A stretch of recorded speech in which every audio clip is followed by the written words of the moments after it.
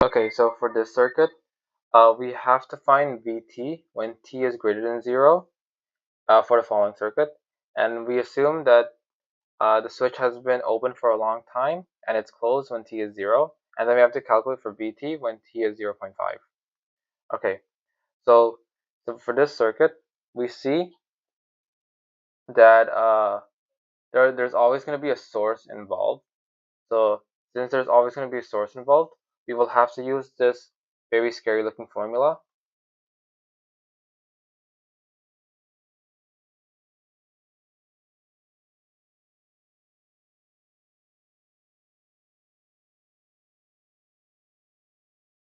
Okay, so this formula is used whenever you change the switch, but the resulting circuit always still has some kind of source. So right now, let's draw the switch when t is less than 0. So for when t is less than 0, this is opened. Okay, because we're told that it's closed when t is 0. So right now, t at less than 0, this portion is ignored. So we have the following.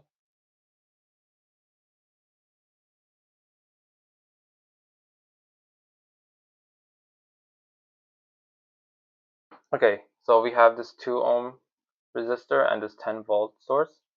So pretty much what we have to find, we have to find V when t is less than 0.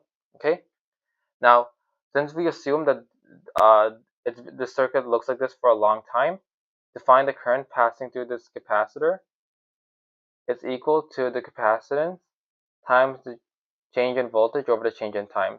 Since time is a really long time, we're going to take time to be infinity. So it's going to be something over infinity, which is 0. So the capacitor value is 0. So that means, sorry, so that means, the current value is 0.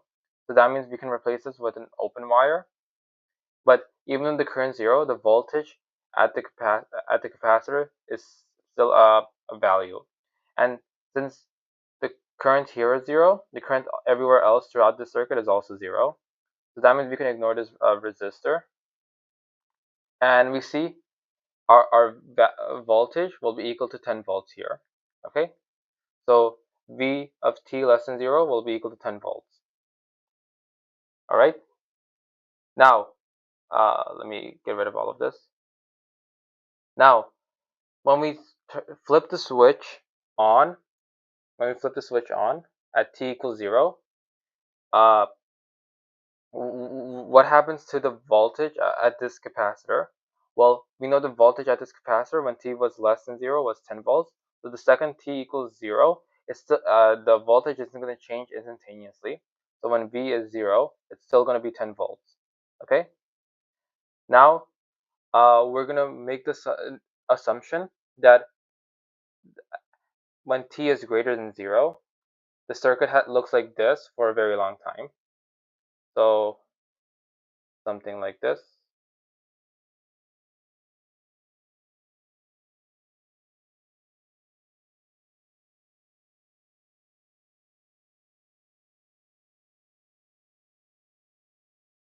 Okay? Then this, and the I think about the current, same thing happens here. So long time t is infinite, so that means the current through it is 0. So we leave like this. But even though the current is through here is 0, that doesn't mean the voltage isn't. That doesn't mean the voltage is 0. So the voltage here will be equal to the voltage at this point. So we can try and solve this by doing a node analysis. So let's say there's a current passing through here called I1, and the current passing through here is I2. So they're both leaving the node. So it's I1 plus I2 equals 0. So I1 is VA minus 10 all over 2 plus VA minus 5, because this is upside down, all over 6 equals 0. So it's VA minus 10 all over 2 plus VA plus 5 over 6. So, and this is equal to 0. So VA over 2 minus 5 plus VA over 6 plus 5 over 6. So V over 2 plus V over 6, that's 0.6667 VA. Then we have minus 5 plus 5 over 6. That's minus 4.16667. Let's bring it to the other side. So it'll be 4.16667. So VA will be equal to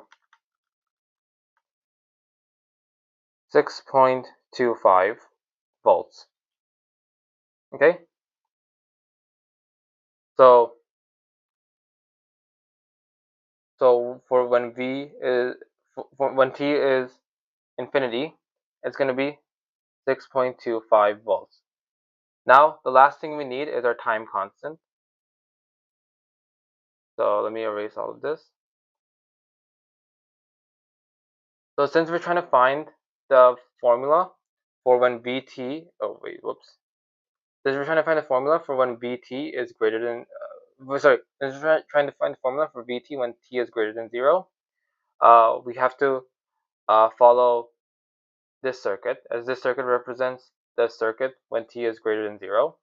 So we have to find the resistance, so we have to find the time constant. It's equal to the resistance equivalent times the capacitor value. Capacitor value is 1 over 3 farads. The resistance equivalent will be the resistance equivalent between these two terminals. So like this, we turn off all independent sources. All right, and so we can move this resistor down here,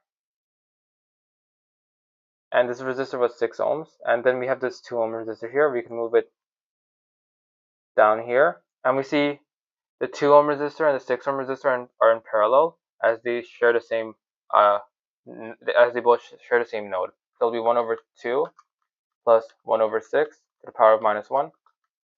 So so it'll be 1.5, which is the resistance equivalent, times 1 over 3, and that's 0.5 seconds. That's our time constant. Now we can find Vt. Vt will be equal to V infinity, which is 6.25 plus V0, which is V0 was 10 minus 6.25 e to the power of t over 0.5. So this is 6.25. 10 minus 6.25, that's plus 3.75 e to the power of 2t, because 1 over 0.5 is 2. And this is in volts, and that's your final answer. Oh yeah, I forgot one more thing. We have to find what the voltage is at t is 0.5. So it'll be 6.25 plus 3.75 e minus 2 times 0.5. So putting all of this into your calculator, let me see what I get.